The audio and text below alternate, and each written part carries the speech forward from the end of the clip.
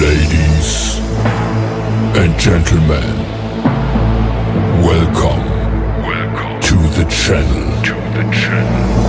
Please subscribe with notifications on.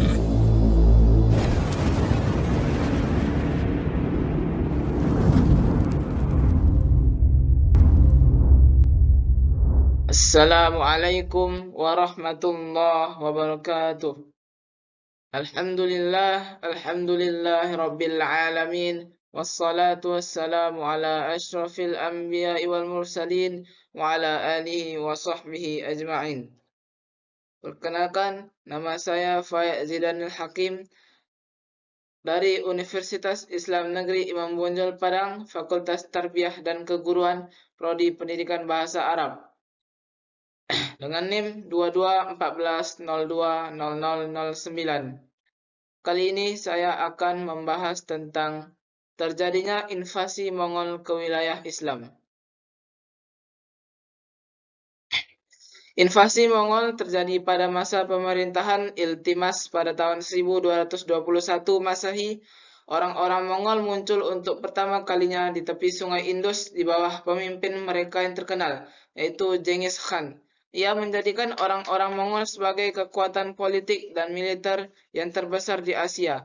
Dia menundukkan negeri-negeri Asia Tengah dan Asia Barat dengan cepat, dan ketika ia menyerang Jalaluddin, Syah Khawarizmi yang terakhir, Syah tersebut melarikan diri ke Punjab dan mencari perlindungan di daerah jajahan Iltmis.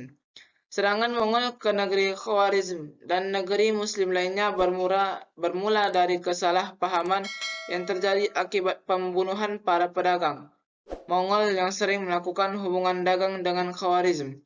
Khawarizm Syah yang merasa khawatir dari reaksi bangsa Mongol akhirnya melakukan pengintaian. Ia mengirim mata-mata ke negeri Genghis Khan untuk mencari informasi tentang tentaranya, dan sejauh mata ketangguhan mereka,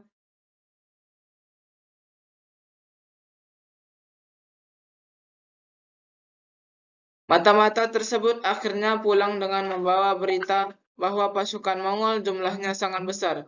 Kesalahan selanjutnya yang dilakukan oleh Khawarizm Syah adalah membunuh duta yang dikirim Genghis Khan untuk meminta agar Wali Utrar diserahkan sebagai ganti rugi saat membunuh pedagang Mongol. Hal tersebut menimbulkan kemarahan bagi Genghis Khan.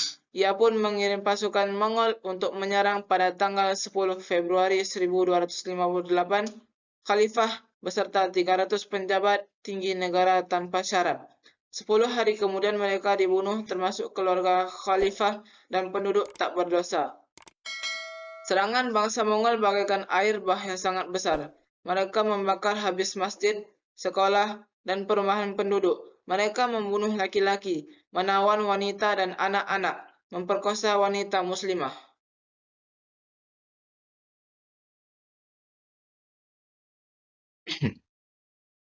Padahal sebelumnya mereka itu justru hidup berdampingan secara damai satu sama lain. Kota Bukhara yang di dalamnya terdapat makam Imam Bukhari, salah satu perawi hadis yang termasyhur, dihancurkan. Balkh dan kota-kota lain yang mempunyai peradaban Islam yang tinggi di Asia Tengah juga tidak luput dari penghancuran. Jalaluddin, penguasa Khawarizm yang berusaha meminta bantuan Khalifah Abbasiyah di Baghdad untuk menghindari serbuan Mongol, juga diburu sampai ke India. Serangan bangsa Mongol yang membabi buta itu telah membuat pilu siapa saja yang merasa sebagai anak Adam di muka bumi ini. Ratusan ribu, bahkan jutaan manusia dalam waktu singkat telah dibunuhnya. Selama 3 hari, jalan di kota Baghdad yang sudah hancur dipenuhi aliran darah para korban pembunuhan, sehingga air sungai Tigris seolah-olah tercelup darah sepanjang beberapa meter. Sebagai pendiri kerajaan di Persia yang terbentang dari Amudarya sampai perbatasan Suriah, Hulagu memerintah hingga tahun 1295. Setelah meninggal, ia digantikan oleh anaknya Aqabah yang beragama Kristen. Baru rajanya yang ketiga, Ahmad Tugandar, masuk Islam tapi ditentang oleh pembesar-pembesar kerajaan hingga akhirnya dibunuh oleh Argun yang kemudian menggantikannya dengan raja. Selain Tugandar, Mahmud Ghazan, raja yang ketujuh, memeluk agama Islam yang sebelumnya beragama Buddha, hingga Islam meraih kemenangan yang sangat besar karena Ghazan mulai memperhatikan perkembangan peradaban. Tumbuhnya benteng pertahanan kaum muslimin dan runtuhnya dinasti Abbasiyah di tangan Mongol disebabkan oleh beberapa hal, di antaranya: 1. Pada awal abad ke-7 Hijriah atau 13 Masehi, negeri Islam terpecah menjadi negeri-negeri kecil. Masing-masing sibuk untuk memperluas wilayah kekuasaannya dengan memusuhi negeri lainnya. Mereka tidak sadar akan bahaya serangan Mongol, kecuali setelah menyerangi negeri Khwarezm. Pemimpin Islam ketika itu tidak terfikir oleh membentuk koalisi Islam dalam rangka membendung serangan Mongol. 2.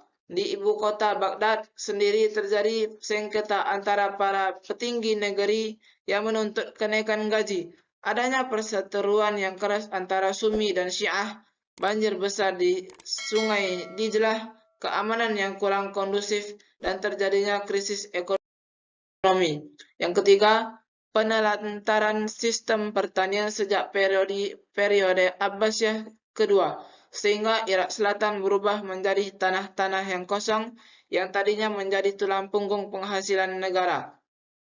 Dengan kondisi seperti itu, keruntuhan Baghdad sebenarnya bukan berita yang mengejutkan, tetapi akibat langsung dari lemahnya sendi Khilafah Islamiyah. Sejak jatuhnya Baghdad ke tangan Mongol, negeri ini selalu mengalami banyak problematika dan dampaknya berkepanjangan sampai abad ke-20. Sekian presentasi saya kali ini.